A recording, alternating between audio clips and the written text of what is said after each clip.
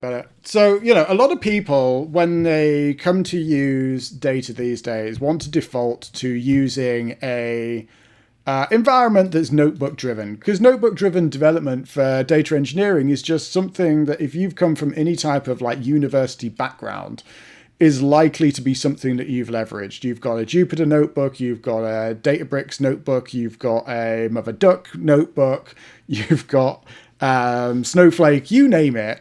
Like all of these environments give you some form of like notebook driven development. And that, works all right. But the problem is if you're not a software developer, which no offense to a lot of the engineers that do a lot of the data science stuff, but your coding skills are probably not that great. Now, of course, also these days you can use LLMs to be able to like write the code, but also their coding skills inside of the constructs of a notebook are not necessarily great either. And so sometimes you just end up with awful code. And so if you're a smaller shop and you don't want to like have a whole bunch of technical debt, one of the things that can become quite nice is to be to use a tool a little like Apache Hop. Now, for anyone who doesn't know Apache Hop, it used to effectively, it spawned out of, I will correct that slightly, it spawned out of Pentaho data integration. So Matt Casters, Bart and co were working on PDI back in the day. When Pentaho sold to Hitachi, Apache Hop was sort of basically spun up at that point. And it wasn't like because of the licensing agreement and the laws and stuff, it's not like a clone. It was rewritten from the ground up, but, with the same sort of GUI-driven ethos in mind. And these days it's continued onwards into like a very flexible, very tunable ETL tool, of which I am very much an amateur. I do not use it that often. And I downloaded it literally before this show. And this is like the first time I've opened it up in quite a while, just because of where my job is. I don't have to do a bunch of ETL work. But at the same time, if I'm dotting in and out of doing data transformation and loading things, and I wasn't wanting to maintain a software pipeline, which a lot of us aren't, Apache Hop is sort of like the go-to tool these days for ETL work.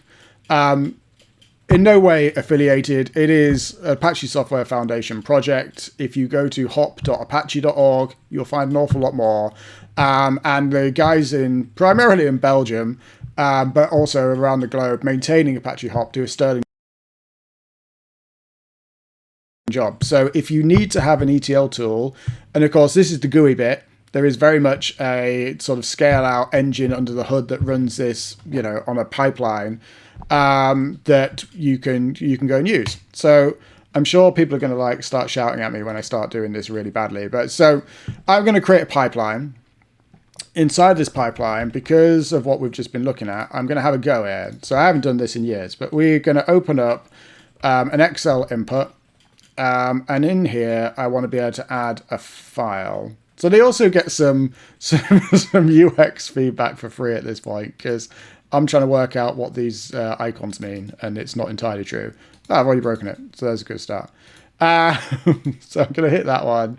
And then I need to find out where I've saved this Excel file. So let me go back to Excel file. I think it's projects pharma cube. Yeah. So, okay. So if I go to my projects directory, and then somewhere in here we've got pharma cube. If I open up that one, there we go. So I should, technically speaking, be able to add that in here. Still can't read it. There we go. Delete this column. Delete selected lines. So, of course, you can read multiple Excel spreadsheets. This is me just very slowly going through how to set this thing up. You can send them in via a field as well. It doesn't have to be set in stone. Now I'm going to get sheet names. And if this works, here we go. So I know that if I'm going to do data modeling with this, and I'm going to stick this stuff in a database so it's not in Excel, I don't need all of this stuff. So I don't need the overview. I don't need the dashboard. I don't need the what if calculator. I don't need those pivots. Do I need the data dictionary? I do not know. I've not clicked on that. Let's have a look. I do not need the data dictionary, so I will also get rid of that one. So that means that we've then got the sheets selected for the fact table, the date, the product, the prescriber, the geography, the pair, and the demographics. And I'm going to hit OK, and I'm going to hit content fields. So now I'm going to show you how to do this in the way that I know, which is not probably the best way to do it. But like, because you've got a whole bunch of different stuff coming in, and if I then hit preview on this and preview 1,000 rows, it will try and open that up. Okay, here we go.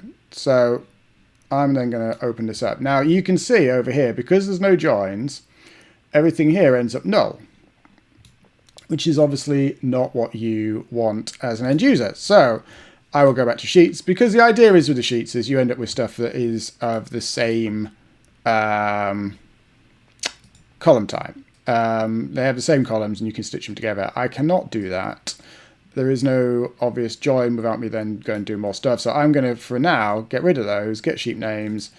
I will get fields once again, and I'm going to preview that. And this time, you're going to see that I have just the fact information, and that was what we were looking at in the spreadsheet back at the start. So I'm going to close that down because I am happy with it. There's no additional output fields at the moment. But of course, what I need to do is give it a proper name. So this is like fact input. There we go. So I've now got fact input, and I want to be able to, let's see, copy and paste this a bunch because I need the same for my other sheets. Now, Hop has a whole like metadata layer that allows you to like do this dynamically. Like I said, I'm not an expert, but there's an awful lot of stuff I will do here that is like longhand for stuff that you could do in a far more programmatic way. But in the interest of me just like figuring out how to get stuff into a database, this works quite nicely. So if I get rid of that one, delete selected lines. Now this time if I go to fields and I go get fields from header row and hit the preview button, this time you're going to see obviously it becomes the date dimension. So this table has a whole bunch of date information in it. Date key, the actual date, the year, the quarter key, the quarter month, month num, month name, and a day. So like, you know, if I scroll through that, it is literally just a table of dates. I'm going to shut that down. I'm going to hit, I'm going to call that one dim date and input. I'm going to go for conformity, and now I'm going to move on to the next one, and I'm going to do this a couple more times. So I hit edit again. I'm going to go to no, I'm not. I'm going to go to sheets. I'm going to hit delete, get sheet name. I want dim product. Okay, fields. Nope, I hit the wrong button.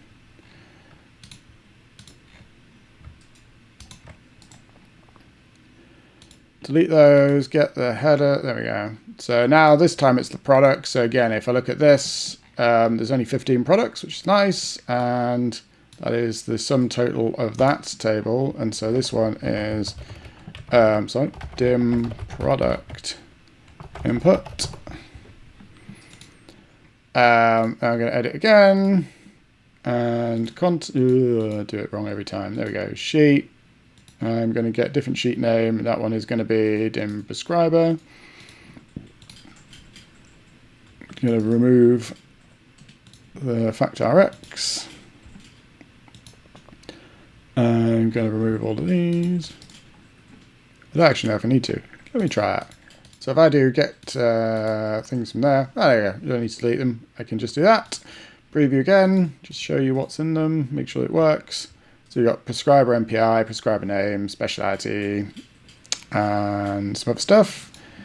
I will hit OK. No, I won't. So this one is dim prescriber input. Okay, we're getting there. So then copy you a few more times.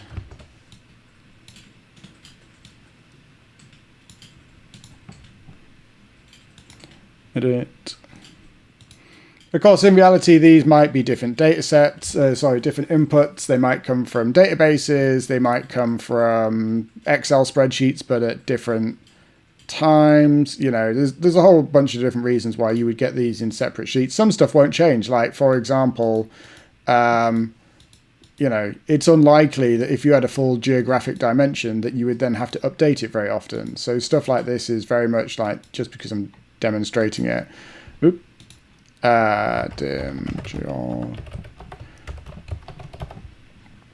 Dim geography. If I go back in, we are getting there. So get sheet names, dim geography, dim pair. There we go. Delete selected lines, fields.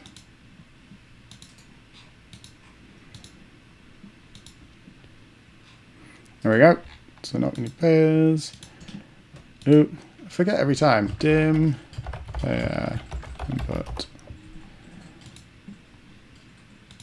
Sheets. Demographic, last one. Here we go. So dim demographics. I'm going to delete that. Fields, get fields in row. Yes, there we go. Preview this. Okay. There we go. So there's some demographic information. It's very light, but it does for demonstration purposes. Dim demographic input. Okay, so we've got our different inputs. I want to just make that one. There we go. So then the idea is with Apache Hop is there's then like a trillion different things you can do with it. So if you wanted to do a bunch of data cleanup, you know, they've got data quality steps, standardized phone number. I could definitely have done with that over the years. You've got different flows. So, you know, you can filter, merge, split things up. And then, like, you know, obviously we're using Excel here. Ooh, clicked the wrong button. But we're using Excel here. But, like, you know, if you actually wanted to really bring in data from wherever you are in your organization, the input is normally quite important. So, you know, as an input into Apache Hop, you can use Tika, Avro, SQS, CSVs, data grids, like JSON files, Google Sheets, databases of almost any type if there's like a JDBC driver for it or an ODBC driver for it. Like, it is entirely extensible. And you can obviously write your own or get your data to a staging point and then load it up from a CSV or whatever makes sense. Like, getting data in is not hard. Equally, getting data out is also not that onerous when you've got, you know, Google Sheets output, HTTP post, you know, Parquet file output, so you can stick it straight into DuckDB or whatever, text files. Like, you know, you can do a whole bunch of stuff with this. And then when you can't do stuff with this, there's then the scripting blocks that then allow you to do a bunch of other stuff. So you can write some Java straight in the thing. You can execute some SQL directly on a database. You can write some JavaScript. But the main ones that you would end up using as an end user in Apache Hop world is transform, because you want to be able to take the data that you're bringing in and you would then want to be able to transform it. So you might want to either be able to drop fields. So what I could have done potentially is done some funky filtering and select values from one Excel input, but I chose to like split them up, which to me makes more sense. But you can like select values, deal with data formatting, all that type of stuff, row normalizer to start cleaning and pivoting columns, splitting fields if they're conjoined in some way, mapping of values. I've never seen language model chat, but that sounds quite fun in terms of like ETLing stuff, but it may also be quite slow and quite costly. So like depending on what you're trying to do, there are a number of different things that you can do inside of here. Apache Hop will allow you to do almost anything, and at the same time not writing any lines of code, which is, you know, super cool from a small organization perspective, but also a larger organization. Like, you know, if you don't have to maintain a code base, I would consider that to probably be a win.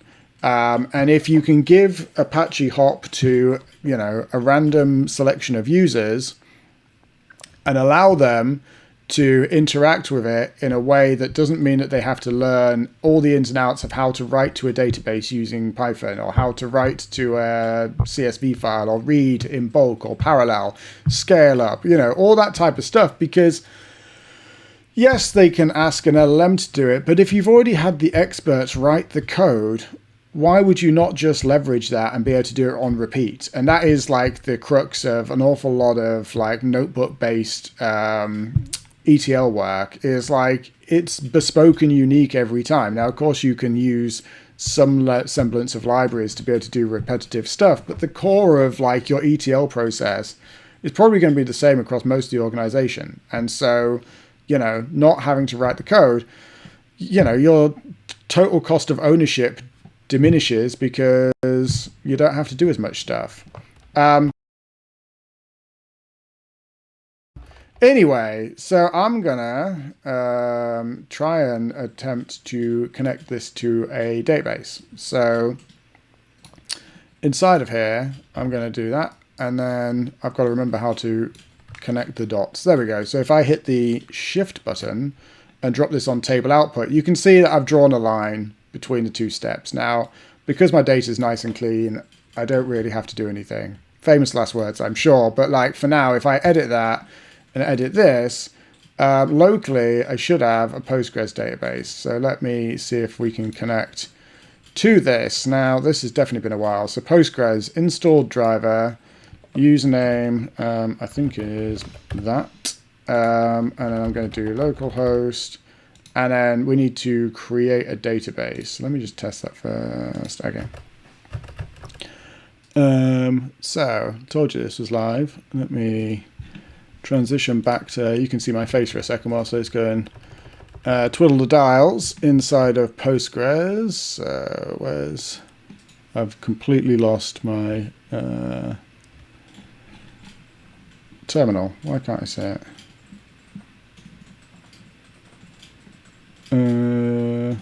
That's new. Like, why can't I see? Oh, I'm in it. It's just I've swapped it to light mode. I don't recognize it. There we go. That's my day. I'm trying to find my terminal that I think is black and it's actually white because I swapped it to light mode. Okay, so let me just create a database.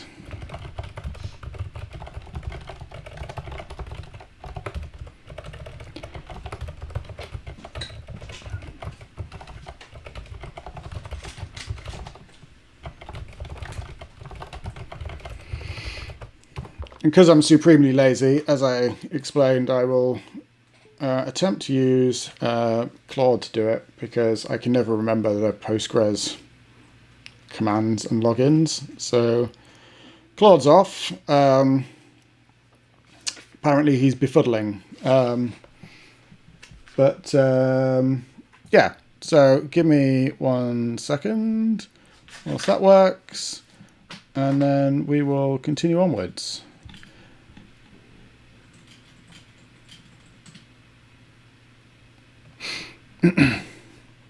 I've been told to turn up my mic gain, so bear with me whilst I dive under the desk. There we go. Tweak the dials. I mean, if you can't hear me, I'll shout louder. But I'm starting to clip, so it's reasonably loud. There we go. Okay, so the demo database has been created. So if I go back to where we were, so let me back transition. There we go. So now you don't have to stare at my face anymore. We can definitely have a go at this. So if I now do pharma demo, with a bit of luck, if I hit the test button, I need to give a connection a name.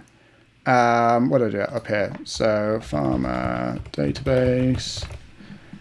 Let's try it once more. There we go. So connection to the pharma database was successful, and that gives us the ability to really crack on with, putting the data in the right place. So that is the database connection. Now, if I hit OK and go back here, I can edit this. So now we're using the pharma database connection.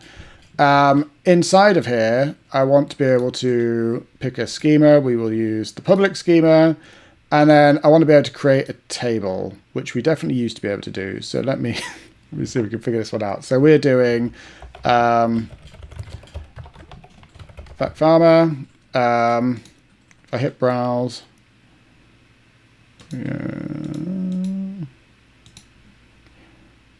Generate DDL, open SQL, truncate table. So if I click on, I'm going to guess this one. Nope, not that one. DDL, open SQL. Maybe it's not. Maybe they've moved it. Hold on.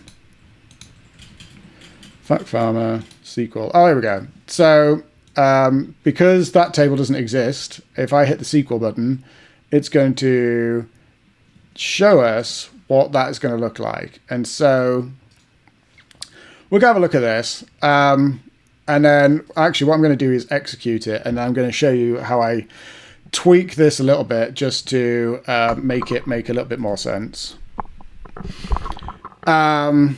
So if I hit execute, you can see that that's now gone and executed that, and we've got one table's worth of stuff in it. So I'm now going to cancel that because I don't need to be there anymore. And now if I hit database fields, you can see that I've not mapped anything in. We're just going to stick everything in basically as it comes. And so I should then be able to hit OK. And then I should be able to hit the run button and launch this thing, and we will see what happens. I do need to save it. I'm going to call it demo ETL. So on the right hand side of the screen, you can see that the engine kicks off, the hop engine, and then it's going to go and do some stuff. And so, we have loaded this up. The pipeline took 2.5 seconds to run, as you would imagine. There isn't a great deal of load, but you can see, if you squint at the screen, the table output, which is finished processing, and there's 250,000 records in the fact table. So not the smallest, not the largest fact table by any stretch of imagination, but does